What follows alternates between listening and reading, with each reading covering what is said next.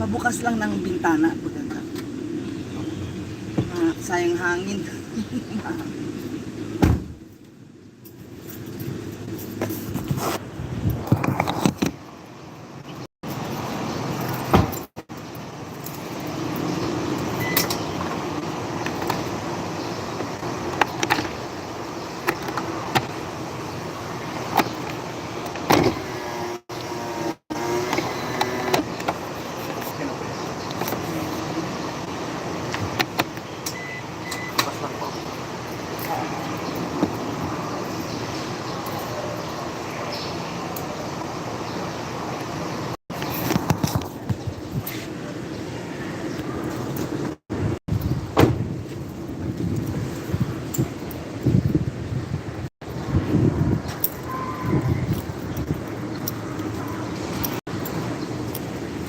Alright, good morning po.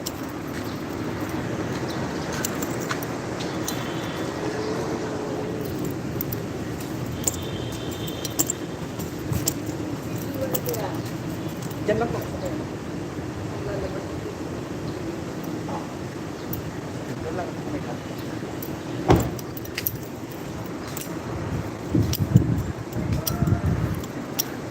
Alright. Good morning. Ayan, kwentuhan lang tayo.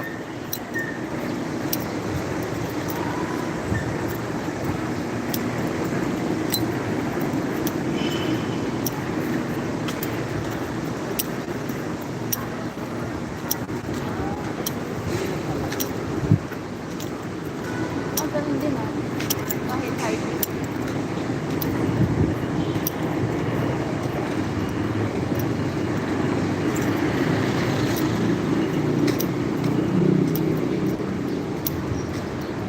Alright, dito ako ngayon sa Manila. Kung saan dito ako matagal na nagtrabaho.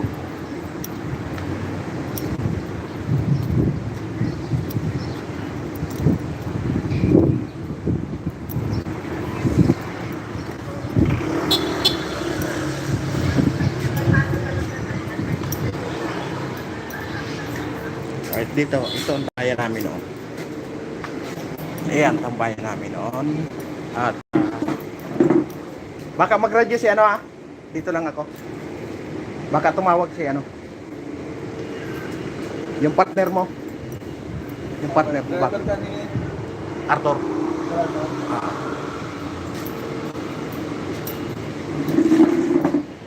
Dito lang ako. Dito kami noon. Ito pinaka tambayan namin noon. Ito lugar na ito. Tapos yan ang parking area. Ayun ang eskwelahan po yan. Puro eskwelahan yan ng Chinese. At ayan ang simbahan. Ito ang simbahan, oh.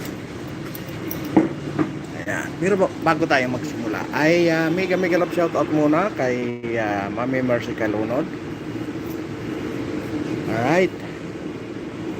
Kay Audrey Nicole. Ayan, mega love shoutout. Kay Nani Sanchez Vlog, mega love shoutout. Kay Ma'am Rosalina, ayan, mega love shoutout. Kay Ma'am Analisa, mega love shoutout. Kay Ji Chang Wok, mega love shoutout. Kay Paul Denisa Official, mega love shoutout. Kay Kagawad Antonihan ng Maguindanao, ayan, mega love shoutout. Maraming salamat po sa lahat ng mga solid nating subscriber. Alright, mega love shoutout po sa inyong lahat. Magandang umaga. Ngayon po ay alas 9. At nandito po ako sa Manila, sa Masangkay Street, malapit sa Recto Avenida. Yan, paikot-ikot lang po yan dito sa Manila, kung saan pinakamaraming snatcher noong araw. Ayan. Ikwento ko lang sa inyo noong araw, dumating ako dito nag-umpisa ako dito magtrabaho sa lugar na ito ay 1997. Ayan, 1997 ako dito nag-umpisa. Pagkagaling ko ng taxi, yan, 2 taon pa ako sa taxi. 95, tapos 97 dito ako napasok. Ang lugar na ito, ayan, kung makikita niyo, napakaluwag. Parkingan to, parkingan yan. Noong araw, libre yan. Libre yan. Libre, unahan.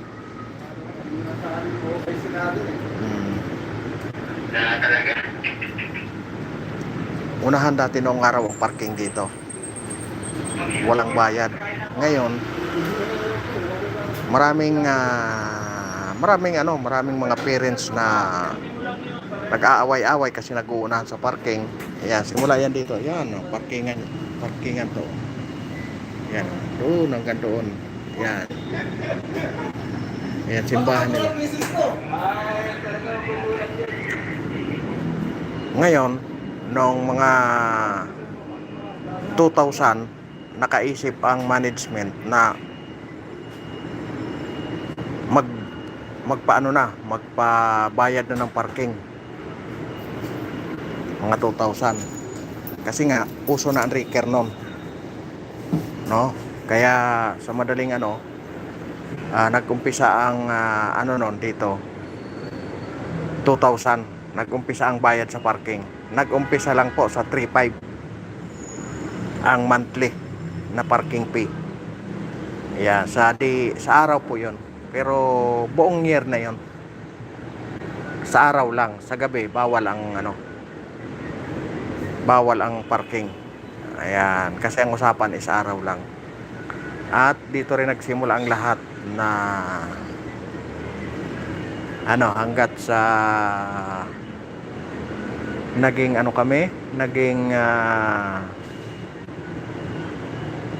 naging panatiko ako sa madaling dito sa simbahan na ito. Ayan. Yan po ay Christian Episcopal Church. At nagsimula naman akong maging panatiko diyan gawa ng yung pastor na naging kaibigan ko na taga Cebu, Bisaya. Yan, yung taga Cebu yung kaibigan ko. At sa madaling nahikayat niya kami na mag-Bible study every Monday. Kaya lahat kami dito na mga driver na maghapon na dito nag-standby, at yung mga yaya, mga babysitter, ayan, ay nagkaroon kami ng pagkakataon na magkaroon ng Bible service every Monday. Yan. Kaya sa madaling parang nagising yata ako. Diba? Nagising yata ang diwa ng isang boss DTV. Kaya parang ayun, kasi ang ko noon, hindi ako tatagal sa bus ko eh. Pero naka2 taon ako. Pagdating ng 2 taon, iyon nga, naging naging fanatic na ako ng Christian. Pero hindi po ako nabautismuhan. Ayun. Hindi po ako nabautismuhan. Kaya nung nag-graduate yung 2 anak ng boss ko ng 2021. Ayan, matagal lang.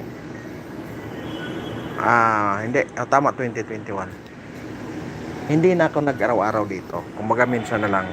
Kasi yung boss ko ay siya ang pinakamataas dito sa simbahan. Ayan, sila ang mga dyan, mga pinakamataas ang katungkulan. Kaya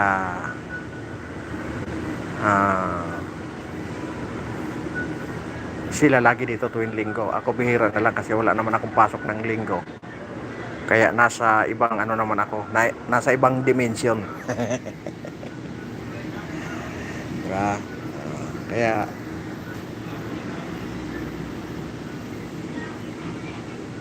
ayun. Naging doon ako nagkaroon ng kamulatan kasi noong araw ang ano ko lang, 'di ba? Kasi ang buhay kalsada noong araw, pag mahina ka, talo ka. 'Yan po ang naging ano noong araw. Pag mahina ka sa kalsada, talo ka. Kaya noon hindi ka pwedeng paktay-paktay sa 'di ba? Hindi ka pwede patulog-tulog sa pansitan pagdating sa kalsada kasi napakahina ka. Ngayon, itong lugar na ito, yan,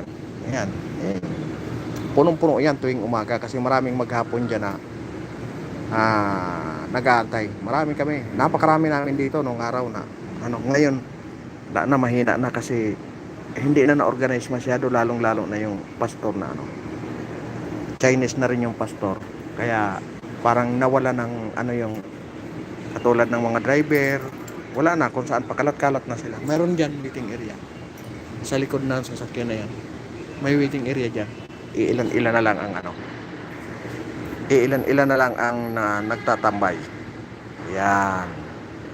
Ngayon pakita ko naman sa inyo sa labas, no? Ngayon masasabi ko na parang bumabalik na naman yung dati kasi noong araw ay pakita ko sa inyo mamaya. Grabe ang ayan, eskwelahan yan. Tapos yan, eskwelahan yan hanggang doon.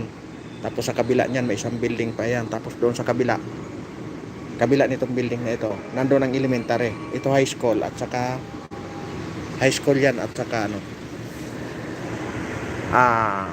high school at saka K-12. Yon. Anong araw, napakarami ditong nakaparada. Ngayon, kasi oras na lang yung nila. Pag nagsusundo na lang ng mga bata. Pag alas 7 po ng umaga, yan, punong-puno to. Hanggang alas 8. Yan. Yung iba hanggang alas 10 kasi may mga nursery. Yan. May mga nursery na dyan. May mga nursery na tawag nito nag-aantay. Ito yung mga na ito, mga nursery ang sundo ng mga yan. Kasi yung iba yung high school darating yan dito mga alas 11. Pag alas 11, alas 12 labasan, kakain, alauna uwian na naman niya sila. Yan, ganun ang nagiging setup. Ngayon kwento ko lang sa inyo noong araw. Ang lugar na ito, napaka gulo nung araw dito. Alam niyo yung mga estudyante, hindi pwedeng lumabas yan dyan sa gate. Alam niyo kung bakit? Dami dyan sa gitna nakaabang na mga snatcher. Napakarami nung kasagsagan na lumaki ang eskwelahan na ito. Ngayon, dahil nga tumagal na yung panahon, nagkaroon ng pagkakataon na nakipag-ugnayan itong pamunuan ng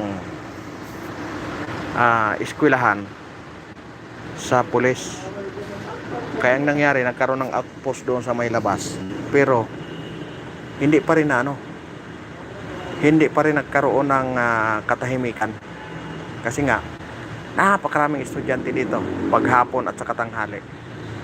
Minsan sa isang araw 10 ang naaagawan ng cellphone dito noong araw ng mga estudyante. Kaya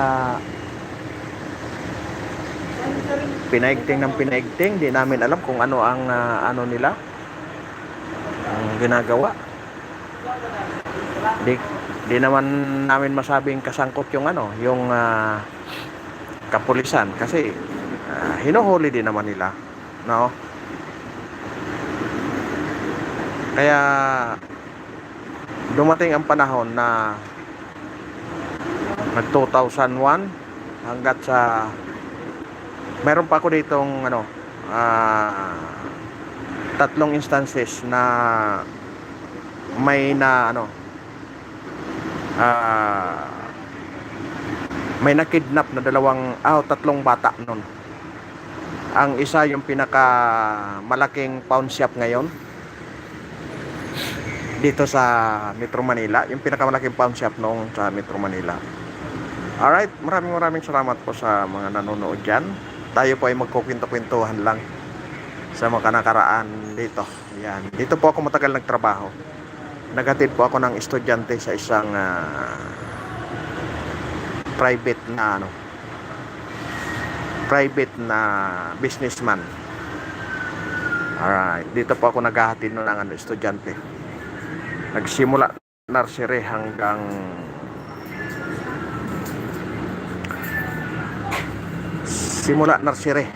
sa makagraduate ng college. Yan.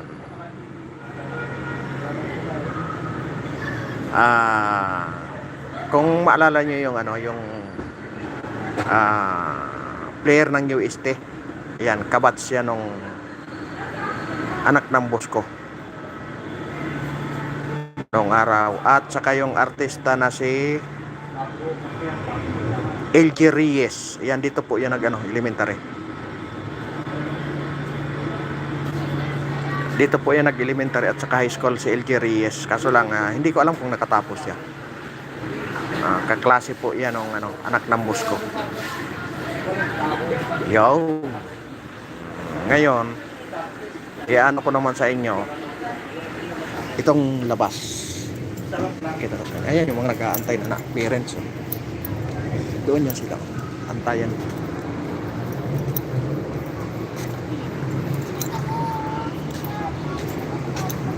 Ayan, ito ang itsura ng labas dito. Sa Masangkay Street ito. Ayan ay tagos ng rekto. Ayan. Tagos ng rekto yan. Yung may nakatayo ng kapula. Yan po noong araw yung outpost ng pulis. Yan, ito naman papunta ng Pangbang.